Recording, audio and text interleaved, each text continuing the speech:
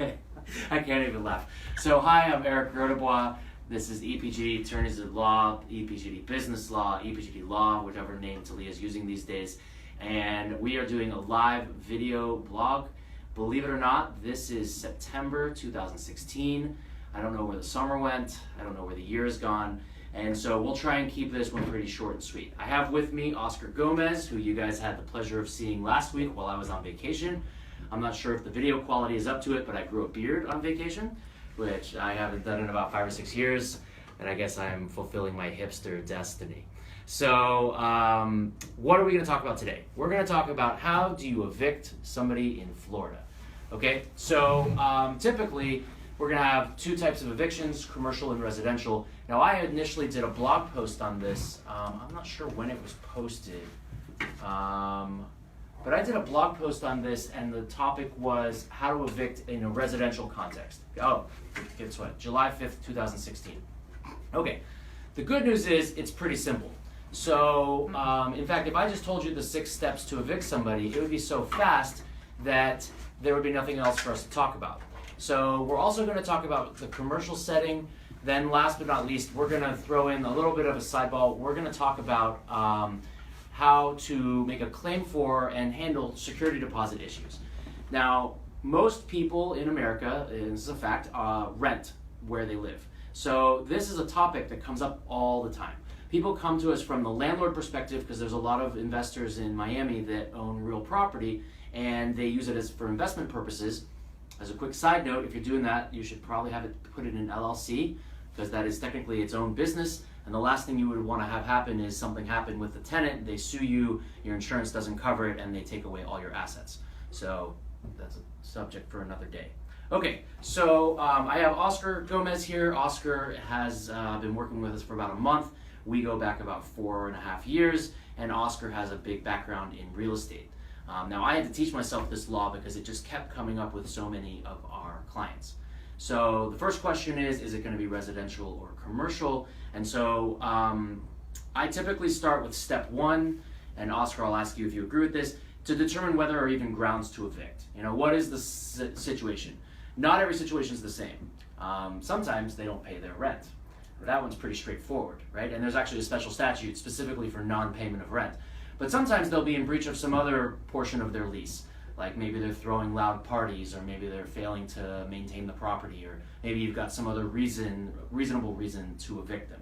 Okay, so this is going to sound weird coming from a lawyer, my first step is I usually just send them a letter. And you don't really need a lawyer to do this. Now, if it comes from a law firm on their letterhead, it might look more ominous. However, we suggest sending a letter in writing. Here's, tenant, what you're doing wrong, and this is what you need to do to fix it, and we need you to do it right away, otherwise we're going to have to escalate this matter.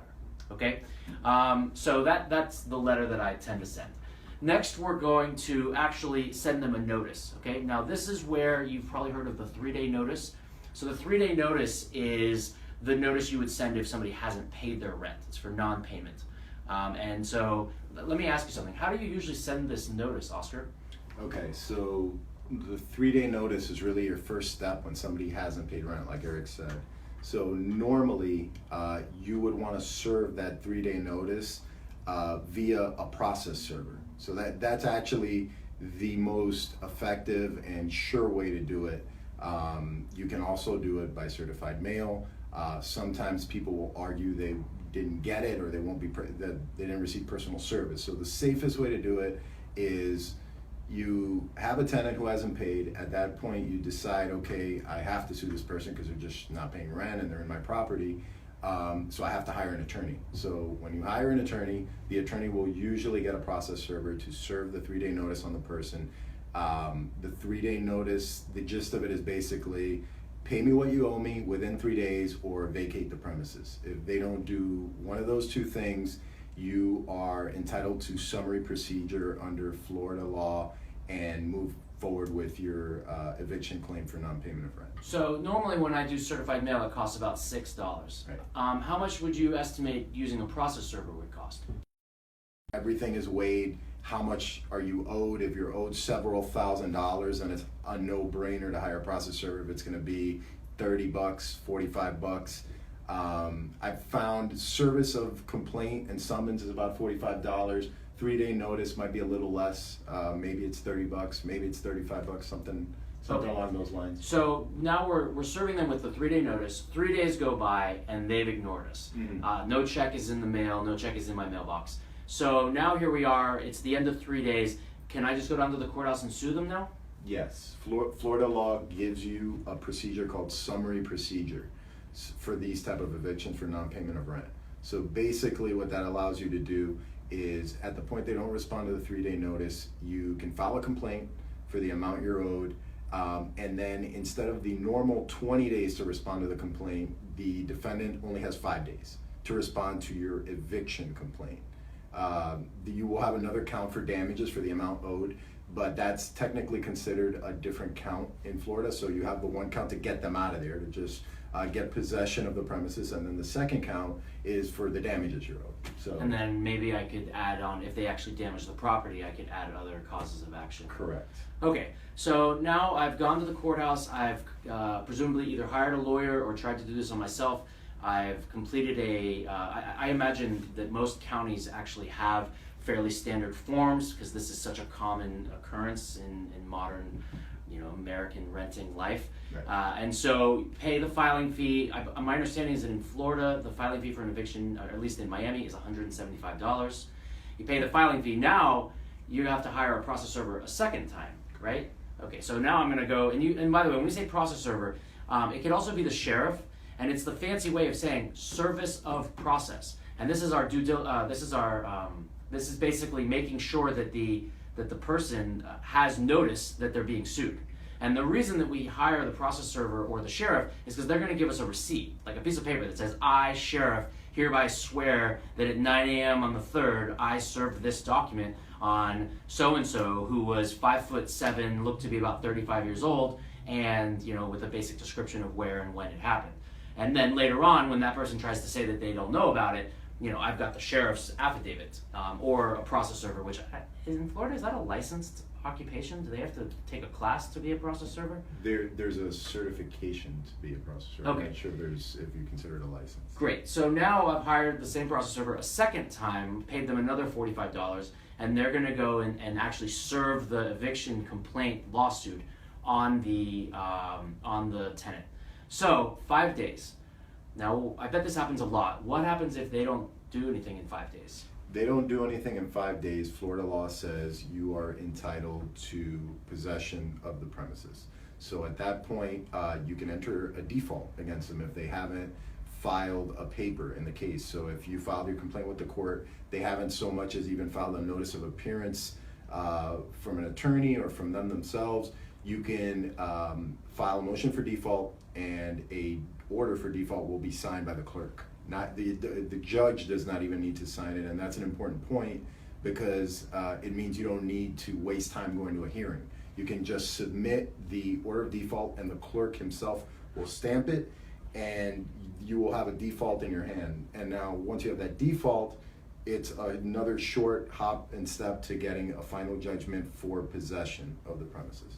And so how do I actually get them out of my house? Okay, so it's a few different papers, but you go from motion for default, that gets you the order of default. Order of default gets you default final judgment. That one needs to be signed by the judge. And then once you have a default final judgment, the clerk will then enter a writ of possession for the premises.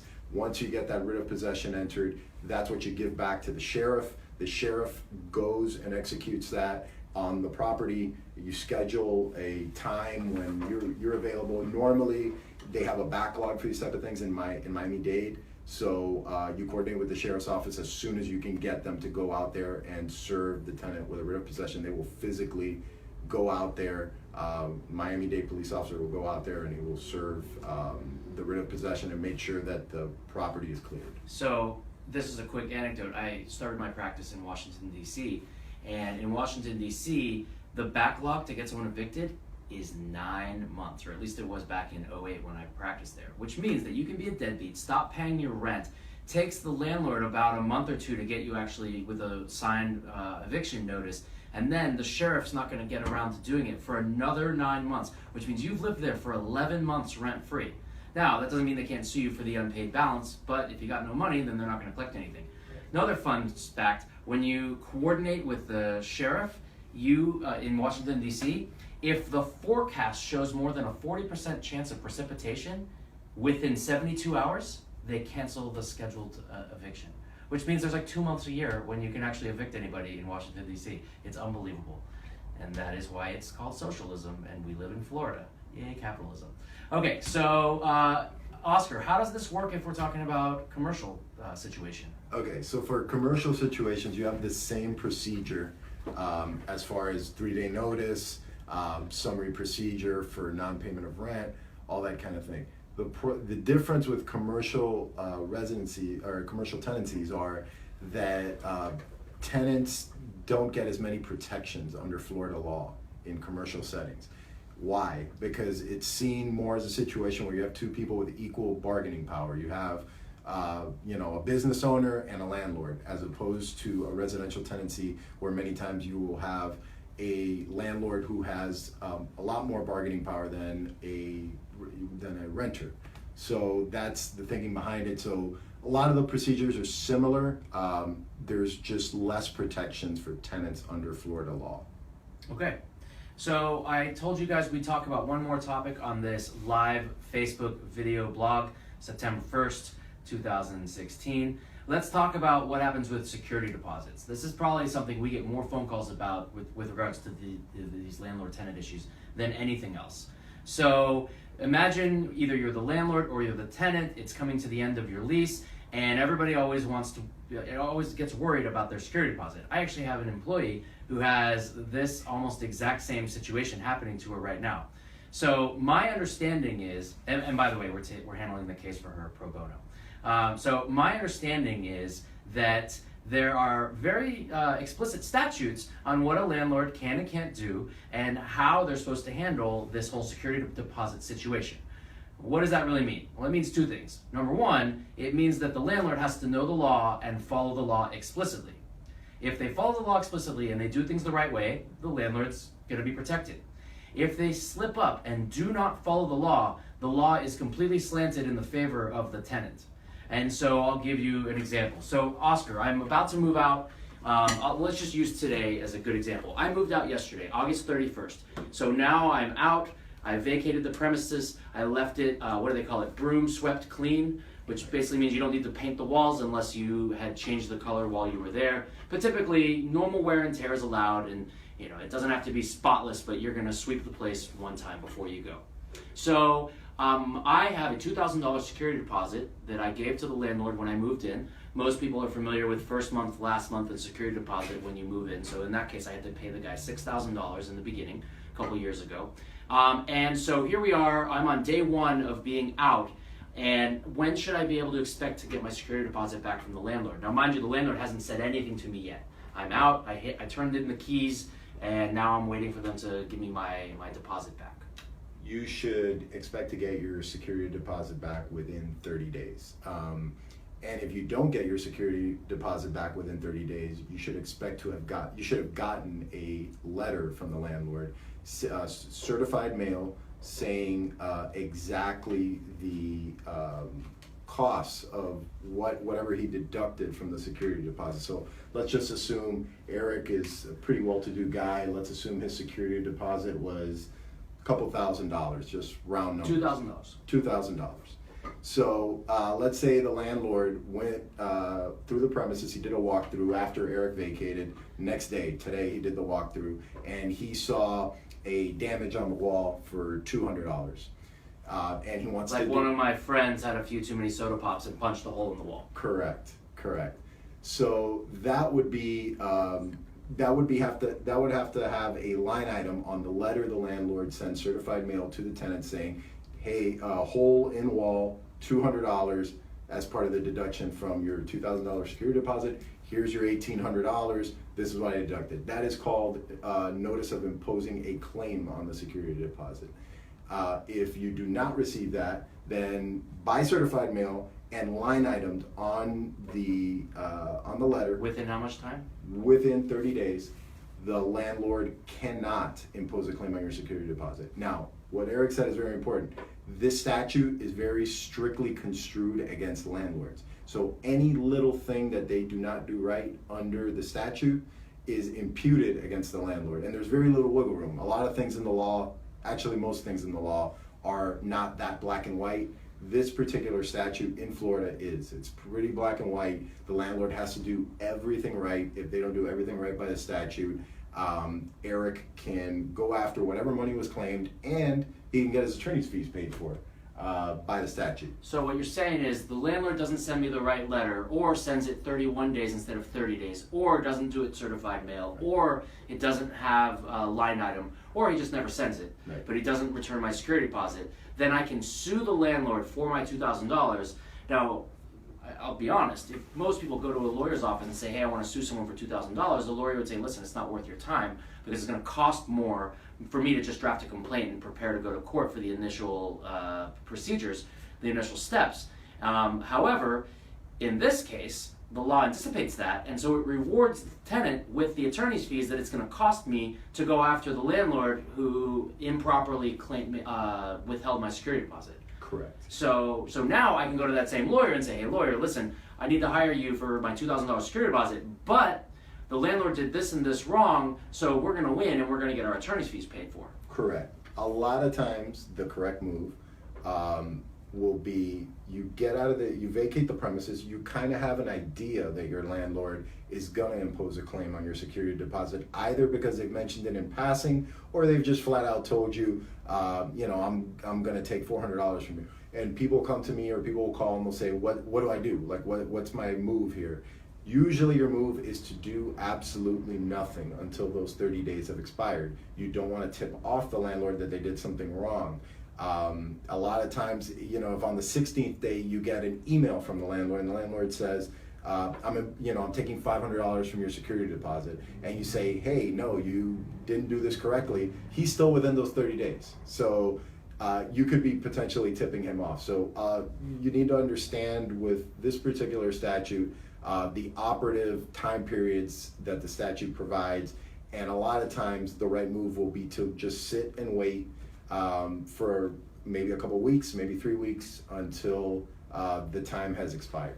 Okay, so let's say that the landlord knows their stuff and they send a properly written letter, line item within the 30 days, certified mail, properly delivered, and I got it. I mean, I can't even deny it. I signed for it when it was delivered, and it clearly says.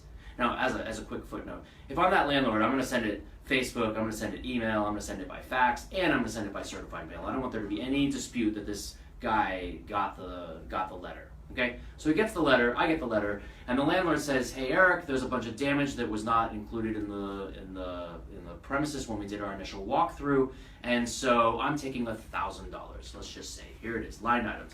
So the landlord's taking a claim for half of my security deposit. Now I review the letter and I really disagree. I think it's just a bunch of nonsense. And so Oscar, is there anything I can do if I'm the tenant? Yes, you can send the landlord a letter back objecting to their imposition of a claim on your security deposit. You could make the argument Eric just made. Listen, I shouldn't pay you that because of whatever reason. Let's say they're claiming some sort of damage to the floor, and you say, hey, I lived in this place for 4 years. No one ever came to fix the floor. That's normal wear and tear. That's not my fault. That wasn't covered under the lease. So there could be many reasons why. Basically, your response to that would be to object and make your objections known in a formal letter. Okay, how much time do I have to object? You have, I believe, I need to check the statute on this to be sure, but I believe you have 15 days. I did check the statute and he's right. So you have 15 days to object, and so now I've done a proper objection. Does the landlord still get to keep the $1,000? It all depends. When you get to that point, a lot of times what you end up doing is just either settling, you meet at a number in between, because normally we're not, if we're talking about residential tenancies, we're not talking about a ton of money. So we could be talking about, let's say, $800. So a lot of times you'll say, hey, let's split the difference.